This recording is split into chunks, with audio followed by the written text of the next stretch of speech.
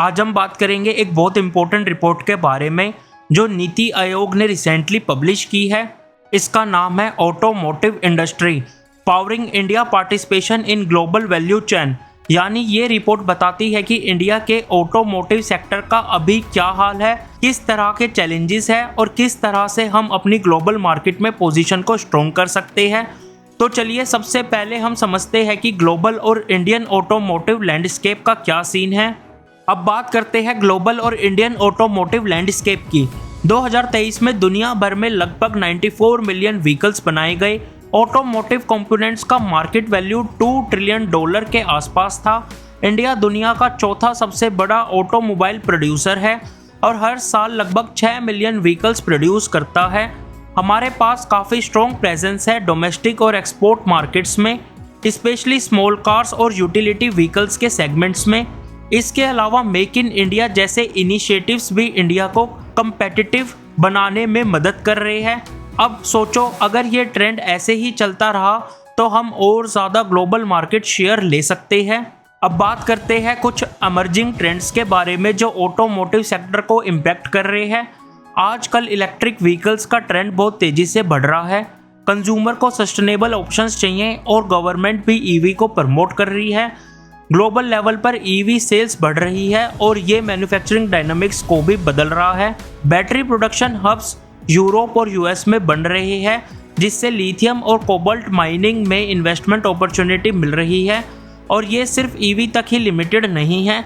Industry 4.0 के technologies जैसे AI, ML और रोबोटिक्स मैन्युफैक्चरिंग प्रोसेसेस को रेवोल्यूशनाइज कर रहे हैं। ये सब चीज़ें प्रोडक्टिविटी और इफ़िशियंसी को बढ़ा रही है, जिससे मैन्युफैक्चरिंग प्रोसेसेस फ्लेक्सिबल हो रही है।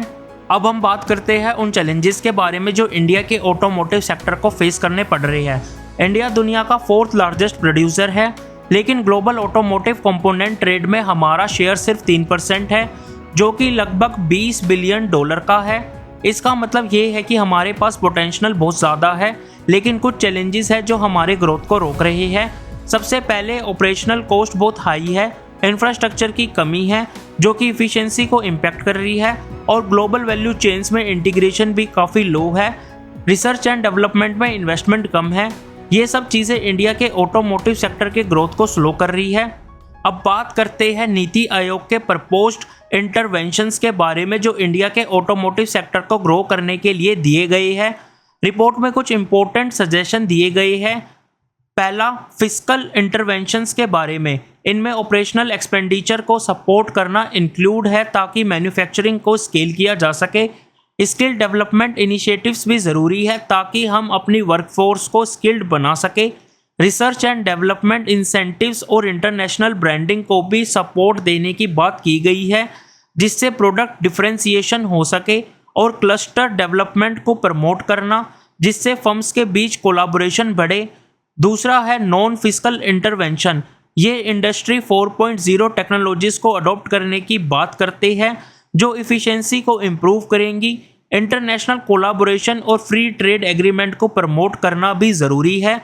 और फाइनली रेगुलेटरी प्रोसेसेस को सिंप्लीफाई करना जिससे बिजनेस करने में आसानी हो। अब हम बात करते हैं नीति आयोग के विज़न 2030 के बारे में। रिपोर्ट के हिसाब से इंडिया का ऑटोमोटिव सेक्टर 2030 तक काफ़ी मजबूत हो जाएगा। उनका गोल है कि ऑटोमोटिव कंपोनेंट प्रोडक्शन को $145 बिलियन तक ले जाए और एक्सपोर्ट्स को $20 बिलियन से $60 बिलियन तक ट्रिपल करे। इस ग्रोथ से ट्रेड सरप्लस भी $25 बिलियन तक पहुंच सकता है। इसके अलावा ये सेक्टर 2 से 2.5 मिलियन न्यू जॉब्स जनरेट करेगा, जिससे टोटल एम्प्लॉयमेंट 3 से 4 मिलियन तक पहुंच जाएगी।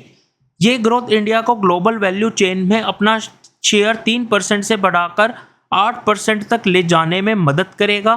तो ये थी नीति आयोग की रिपोर्ट जो हमारे ऑटोमोटिव सेक्टर के लिए काफ़ी इम्पोर्टेंट है।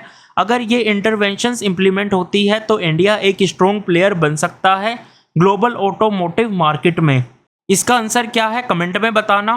As per the report, what is India rank in global automobile production? A second, B fourth, C fifth या D सिक्स्थ? बाकी वीडियो अच्छी लगी तो वीडियो को लाइक करो, शेयर करो एंड चैनल को सब्सक्राइब करो।